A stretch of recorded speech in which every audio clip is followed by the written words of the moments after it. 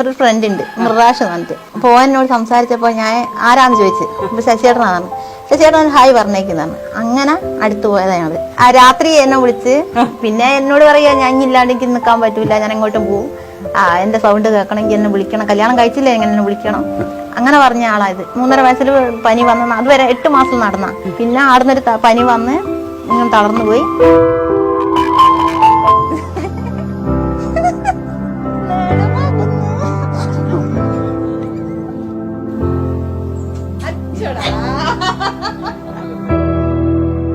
ഞാൻ ചോദിച്ചു നടത്താൻ കണ്ടിട്ട് മതിയായോ, ബേക്കടിച്ചോന്ന് വെച്ച്. ഇല്ലാന്ന് പറഞ്ഞു. ഇന്നാലും ഞാൻ പോവില്ലാന്ന് സത്യമായിട്ടും. ശബരിമലയ്ക്ക് മാലയിട്ട് എൻ്റെ അടുത്ത് വന്നതിനോട് പറഞ്ഞു മാല പിടിച്ചിട്ട് എന്നെ ഞാൻ കൈവിടൂല, ഞാൻ ഒഴിവാക്കൂല, എന്നെ ആര് പറഞ്ഞാലും ഞാൻ എന്നെ കൂട്ടു. അങ്ങനെ ഞാൻ 3-ാം തീയതി ദൈവത്തിന് മനസ്സിൽ വിചാരിച്ച് നിങ്ങൾ റെഡി ആയിക്കണം. അങ്ങനെ എനിക്ക് താലിയൊക്കെ വാങ്ങി എന്നെ വന്ന് വലിയ കൂട്ടി എൻ്റെ വീടിന്റെ വേക്കുന്ന് അങ്ങനെ അമ്പലത്തിൽ പോയി ആരും അറിയണ്ടെന്നുള്ളൊരു. അങ്ങനെ ഇളയമ്മ ആപ്പൻ വന്ന് ഞങ്ങളെ ആടുന്ന് നല്ലോണം സ്വീകരിച്ച് ഞങ്ങളെ എൻ്റെ വീട്ടിലെത്തിച്ചാണ് അപ്പനും ഇളയമേ മാറിപ്പോയത്. എന്തായാലും അംഗവൈകല്യം എന്ന് പറഞ്ഞാൽ എല്ലാവർക്കും വരുന്നത്. നമ്മളിപ്പോ വീണാ തന്നെ അതിന്റെ അവസ്ഥയിലായി, ഇതിലും കഷ്ടപ്പെട്ട ഒരവസ്ഥയിലായി നമുക്ക് പറ്റുമോ? നാളെ ഇതിനെക്കാട്ടും കഷ്ടത്തിലായി നമ്മൾ ജയിക്കും.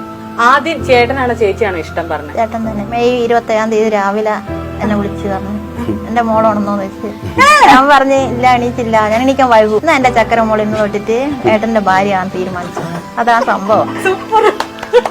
അങ്ങനെ ചേട്ടൻ ഇല്ലേ ഞാൻ ഇപ്പൊ ഇവിടെ എത്തൂലല്ലോ, നല്ല മനസ്സല്ലെങ്കിൽ എത്തൂലല്ലോ. പാട്ടും പാടാം പാട്ടിന്റെ നീയാണ്. ശശിയേട്ടൻ അടുത്തിടെ ഒരു കല്യാണം കഴിച്ചിരുന്നു. അത് പ്രേമ വിവാഹമാണ്. റീന ചേച്ചിയാണ്. ചേച്ചിയുടെയും ചേട്ടന്റെയും പ്രേമകഥ കേൾക്കാനാണ് ഇവിടെ വന്നത്. കിഡിലൻ ട്വിസ്റ്റുള്ള പ്രേമകഥയാണ്. ചേട്ടാ ചേച്ചിനെ ഒന്ന് വിളിച്ചേ ഞങ്ങൾക്ക് വേണ്ടിയിട്ട്.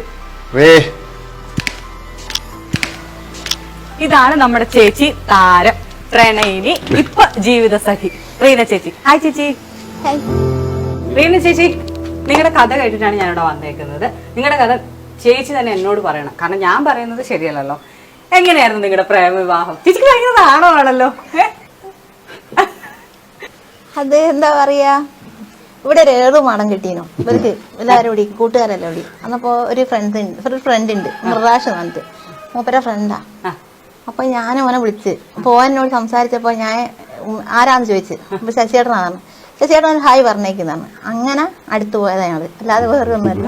ആ വിളിയും കോളും എന്റെ നമ്പർ വാങ്ങി മൂപ്പരെ വിളിച്ച് അങ്ങനെതായി. പിന്നെ ഞാൻ കുറെ ഒഴഞ്ഞു പോയി, നല്ല ജീവിതം പോക്കണ്ടാന്ന് പറഞ്ഞു. പക്ഷെ മൂപ്പരെ വിട്ടില്ല. ഞാൻ ഇവിടെ എത്തി. ചേച്ചിയും ചേട്ടനും അപ്പുറത്തും ഇപ്പുറത്തും താമസിക്കുന്ന അയൽക്കാരായിരുന്നു. ചേച്ചിക്ക് 3-ാം വയസ്സിൽ പോളിയോ ബാധിച്ചതാണ്. ശശിയേട്ടാ,